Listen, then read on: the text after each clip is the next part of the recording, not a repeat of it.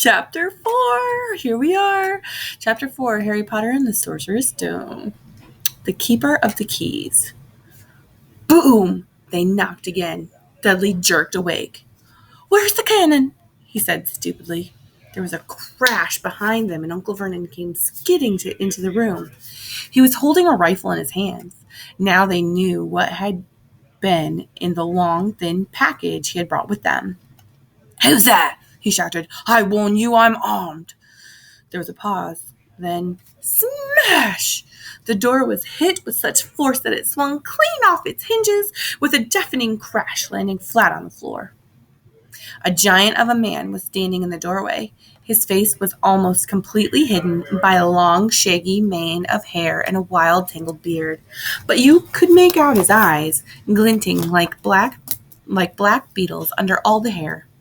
The giant squeezed his way in the hut, stooping so that his head just brushed the ceiling. He bent down, picked up the door, and fitted it easily back into its frame. The noise of the storm outside dropped a little. He turned to look at them all. "Couldn't make us a cup of tea, could you? It's not been an easy journey." He strode over to the sofa where Dudley sat frozen with fear. "Budge up, you great lump," said the stranger. Dudley squeaked and ran to hide behind his mother, who was crouching, terrified, behind Uncle Vernon. "And he is Harry," said the giant. Harry looked up into the fierce, wild, shadowy face and saw that the beetle eyes were crinkled in a smile. "Last time I saw you, you was only a baby," said the giant. "You look a lot like your dad, but you've got your mum's eyes." Uncle Vernon made a funny rasping noise. "I demand you to leave at once, sir," he said. "You're breaking and entering." "Ah, shut up, Dursley, you great prune," said the giant. He reached over the back of the sofa, jerked the gun out of Uncle Vernon's hands, bent it into a knot as easily as if it had been made of rubber, and threw it into a corner of the room. Uncle Vernon made another funny noise, like a mouse being trotted on. "Anyway, Harry," said the giant, turning his back to the Dursleys, "a very happy birthday to you. You got something for you here. I might have sat on it at some point, but it'll taste all right." From inside his pocket of his black overcoat, he pulled a slightly squashed box. Harry opened it with trembling fingers. Inside was a large, sticky chocolate cake with "Happy Birthday, Harry" written on it in green icing. Harry looked up at the giant. He meant to say thank you, but the words got lost on the way to his mouth, and what he said instead was, "Who are you?" The giant chuckled. "True, I haven't introduced myself. Rubius Hagrid, keeper of keys and grounds at Hogwarts." He held out an enormous hand and shook Harry's whole arm. "What about that tea, then, huh?" he said, rubbing his hands together. "I'd not say no to something stronger if you got that mind." His eyes fell on the empty grate with the shriveled chip bags in it, and he snorted. He bent down over the fireplace. They couldn't see what he was doing, but when he drew back a second later, there was a roaring fire there. It filled up the whole damp hut with flickering light, and Harry felt the warmth wash over him as though he'd sunk into a hot bath. The giant sat back down on the sofa, which sagged under his weight, and began taking all sorts of things out of his pockets of his coats. A copper kettle, a squashy package of sausages, a poker, a teapot, several chipped mugs, and a bottle of some amber liquid that he took a swig from before starting to make tea. Soon the hut was full of the sound and smell of sizzling sausage. Nobody said a thing while the giant was working, but as he slid the first 6 fat, juicy, slightly burnt sausages from the poker, Dudley fidgeted a little. Uncle Vernon said sharply, "Don't touch anything he gives you, Dudley." The giant chuckled darkly. "You great puddin' of a son don't need fattening any more, Dursley. Don't worry." He passed sausages to Harry, who was so hungry he had never tasted anything so wonderful, but he still couldn't take his eyes off of the giant. Finally, as nobody seemed about to explain anything, he said, "I'm sorry, but I still don't really know who you are." The giant took a gulp of tea and wiped his mouth with the back of his hand. "Call me Hagrid," he said. "Everyone does. And like I told you, I'm keeper of keys and grounds at Hogwarts. You'll know all about Hogwarts, of course." No, said Harry. Hagrid looked shocked. "Sorry," said Harry quickly. "Sorry? barked Hagrid, turning to stare at the Dursleys, who shrank back into the shadows. It's them that should be sorry. I knew you weren't getting your letters, but I never thought that you wouldn't know about Hogwarts, for crying out loud. Did you never wonder where your parents learned it all? Not what? Asked Harry. Oh, what? Hagrid thundered. Now just wait 1 second. He had leapt to his feet. In his anger, he seemed to fill the whole hut. The Dursleys were cowering against the wall. Do you mean to tell me, he growled at the Dursleys, that this boy knows nothing about anything? Harry thought this was going a bit too far. He had been to school after all, and his marks weren't bad. I know some things, he said. I can, do math and stuff. But Hagrid simply waved his hand and said, about our world, I mean. Your world, my world, your parents' world. What world? Hagrid looked as if he was about to explode. Dursley! He boomed. Uncle Vernon, who had gone very pale, whispered something that sounded like Mimblewimble. Hagrid stared wildly at Harry. But you must know about your mom and dad, he said. I mean, they're famous. You're famous. What? My mom and dad weren't famous, were they? You don't know. You don't know. Hagrid ran his fingers through his hair, fixing Harry with a bewildered stare. You don't know what you are? He said finally. Uncle Vernon suddenly found his voice. Stop! He commanded. Stop right there, sir. I forbid you to tell the boy anything. A braver man than Vernon Dudley would have quailed under the furious look Hagrid now gave him. When Hagrid spoke, his every syllable trembled with rage. You never told him? Never told him what was in the letter Dumbledore left him?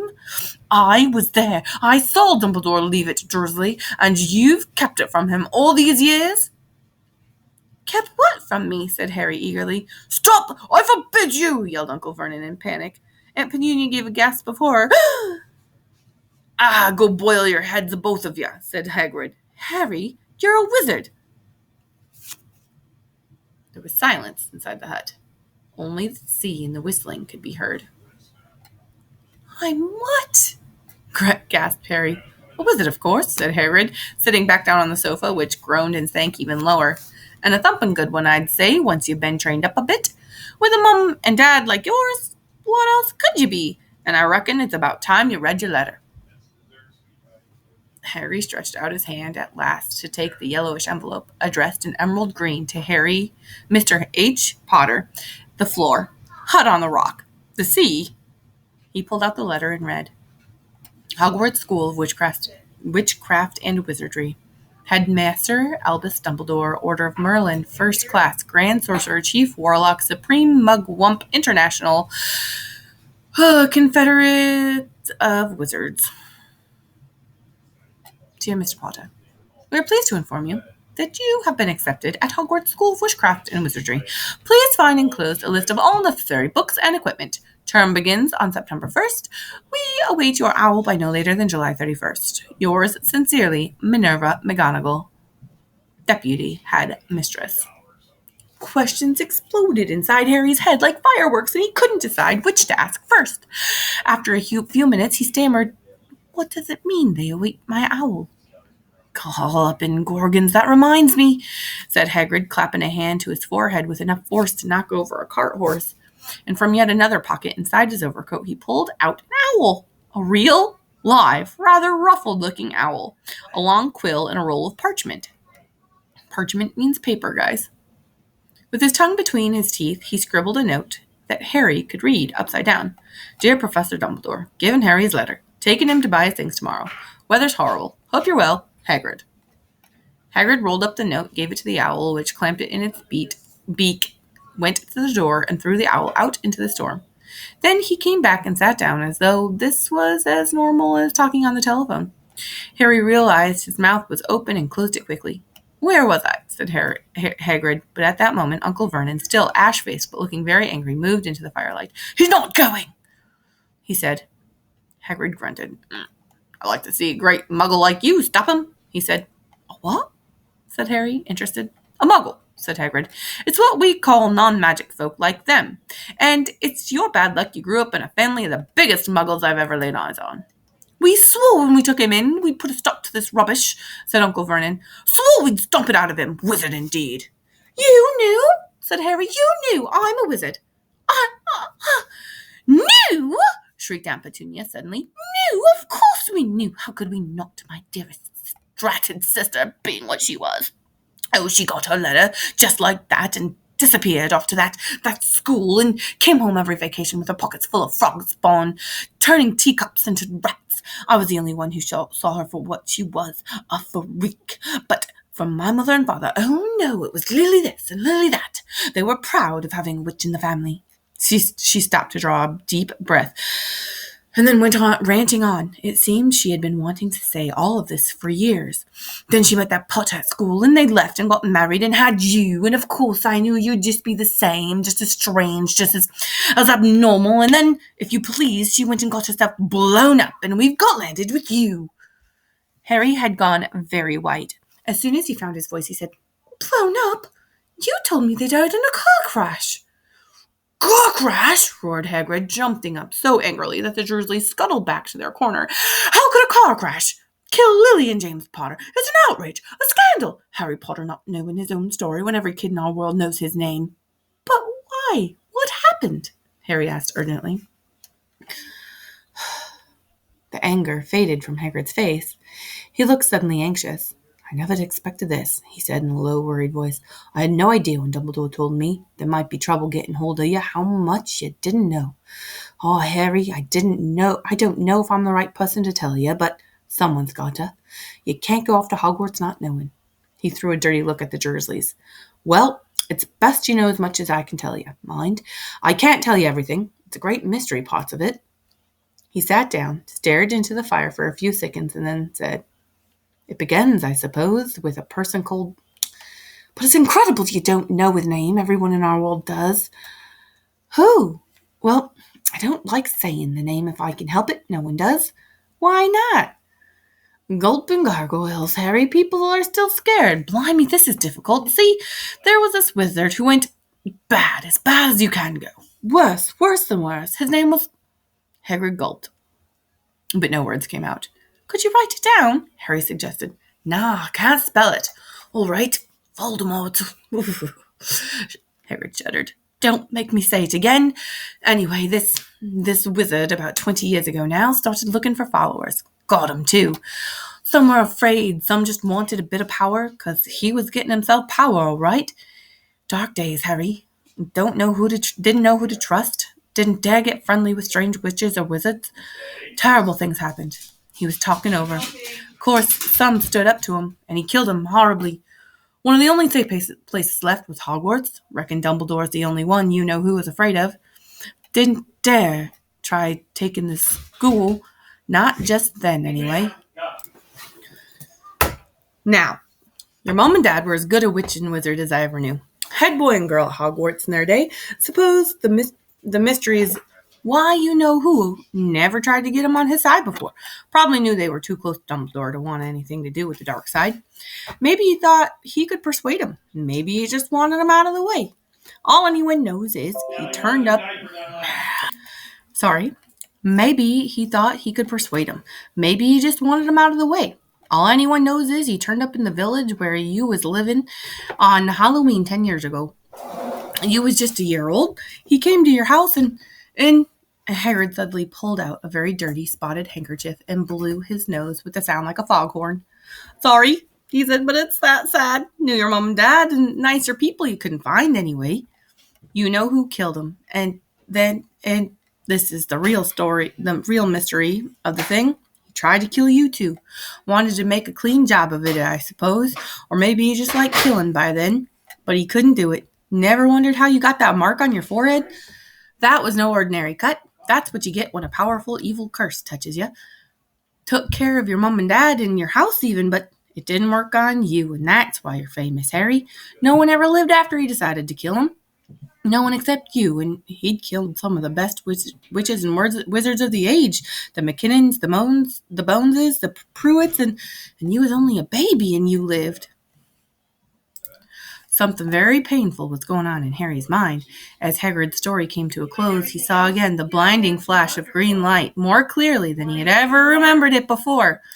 And he remembered something else for the first time in his life, a high, cold, cruel laugh. Hagrid was watching him sadly. Took you from the ruined house myself, orders. Brought you to this lot. Load of old tosh, said Uncle Vernon. Harry jumped. He had almost forgotten that the Dursleys were there. Uncle Vernon certainly seemed to have got back his courage. He was glaring at Hagrid, and his fists were clenched. Now you listen here, boy, he snarled. I accept there's something strange about you. Probably nothing a good beating wouldn't have cured. And as for all this about your parents, well, they were weirdos, no denying it. And the world's better off without them, in my opinion. Asked for all they got, getting mixed up with these wizarding types. Just what I expected. Always knew they'd come to a sticky end. But at that moment, Hagrid leapt from the sofa and drew his battered pink umbrella from inside his coat.